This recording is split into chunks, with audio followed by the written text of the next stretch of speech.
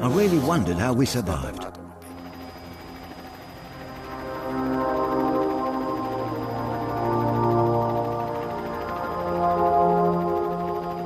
But Fukumoto and his passengers are even luckier than they thought. Had the quake happened just minutes later, he would have traveled 4.5 kilometers further along the Hanshin.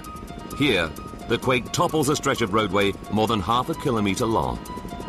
And it looks almost like a giant child's toy that's laid over on its side. The girder fixings here are intact. This time the quake has fractured the concrete pillars themselves. How did they fail? Imura and the team inspect the pillars. They find that 3 layers of steel bars reinforce them. It's a routine building technique. The 2 outer layers run all the way from top to bottom, but the inner layer stops 1.5 meters above ground level. Photographs taken during the investigation show these shorter bars sticking out of the shattered concrete. This is exactly where the pillars fail.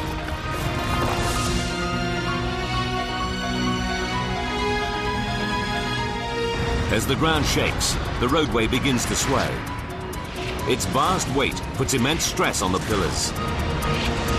Seconds later, the pillars snap at their weakest point, where the inner layer of reinforcing bars ends. The heavy roadway crashes to the ground. Investigators work out that if the inner reinforcing bars had not been made short like this, the Hanshin might have survived the quake.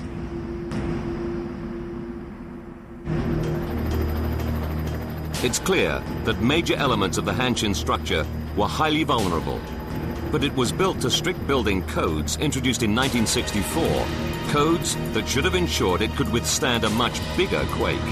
So why did they fail? Sensor data reveals that the epicenter was unusually shallow, just 15 kilometers below the surface. That made the ground acceleration, the violence of the movement, especially severe. But in 1964, experts had very little data on this phenomenon. Investigators discover that the ground acceleration in the Kobe quake was more than twice as violent as the 1964 building codes allowed for.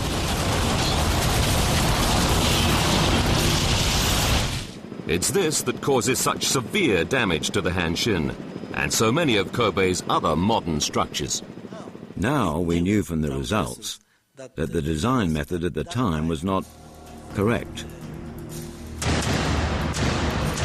The Japanese government updated the codes 3 times after the Hanshin was built, but the new rules only applied to new structures, not existing ones.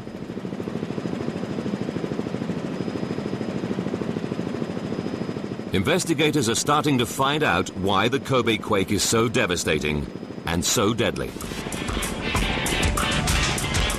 How traditional Japanese houses are a death sentence for thousands. Why so many modern structures are annihilated. And how the quake scores a direct hit on the city, leaving its citizens seconds from disaster.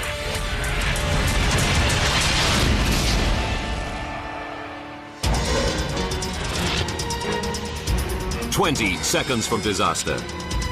An earthquake strikes the northern tip of Awaji Island.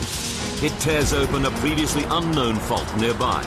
Now the quake races along the fault at 9,000 kilometers per hour and heads straight for Kobe. 14 seconds to disaster. The fault right under the city ruptures with cataclysmic force. It shakes the Hanshin Expressway like a rag doll.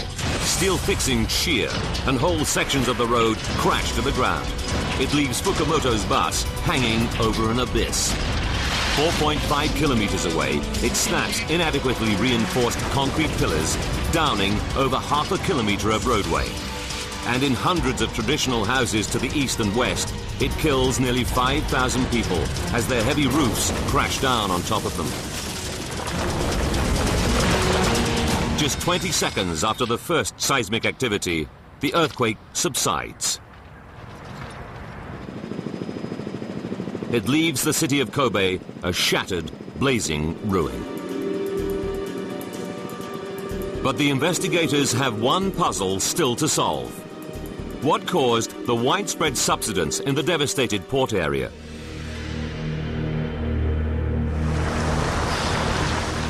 Could the mysterious eruptions of muddy water reported by witnesses be a crucial clue?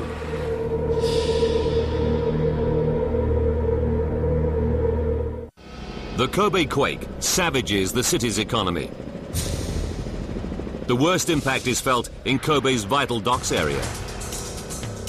It's so badly damaged, it's out of action for over 2 years, wiping out some $40 billion of Kobe's vital trade. Investigators find that the damage here looks different from the rest of the city. In places, the ground has dramatically subsided, and 9 kilometers of concrete dockside has fallen into the sea. Investigators learned that eyewitnesses like firefighter Makoto Fuji report a flood of water during the quake, not from the sea, but erupting out of the ground. It was about 1 meter high and maybe 10 meters wide. At first, when I saw the wall of water bursting through the ground, I didn't know what to think. It's a crucial clue. Investigators suspect that Fuji witnessed an unusual phenomenon that can be caused by major quakes. Niigata, in north-central Japan, 1964. This original film shows a slurry of muddy water erupting out of the ground during a quake. It was the first time this phenomenon had been captured on film.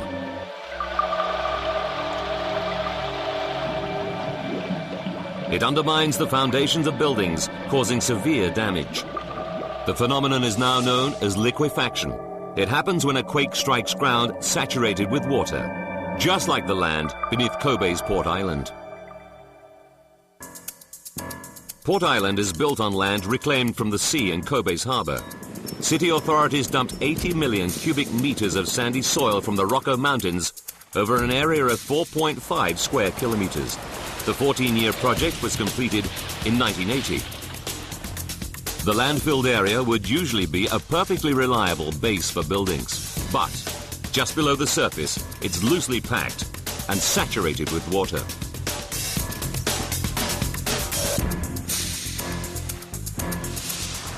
"5:46 a.m. and 58 seconds. When the earthquake strikes, the shock waves shake Port Island's loose, sandy soil. If you take a can of coffee grounds, and you tap it, you know the coffee grounds will settle.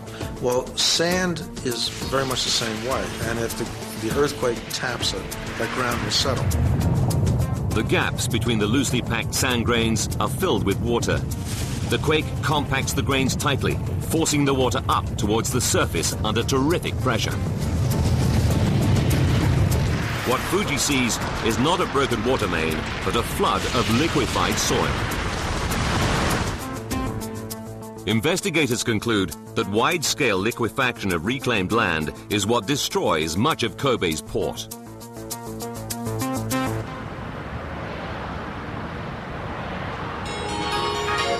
In the wake of the disaster, city authorities rebuild Kobe using the latest earthquake-proofing technology.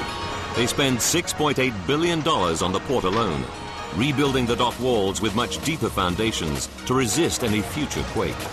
Modern houses with solid walls and light roofs replace the flattened neighborhoods of traditional homes. And the elevated expressways get a $3 billion upgrade, with more reinforcing bars and steel sheathing on the columns. Yoshio Fukumoto still drives buses. His lucky escape made him Japan's most famous bus driver. But news of earthquakes still sends chills down his spine.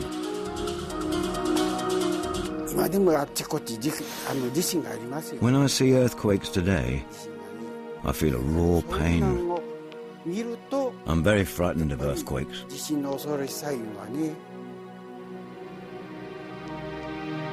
Yukiko Shono still lives in Kobe, on the site of the house where her son Satoshi died.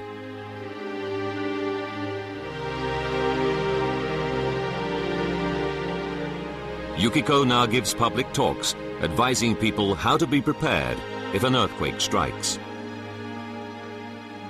If that saves even one more life at the next disaster, this is the least I can do for those who died.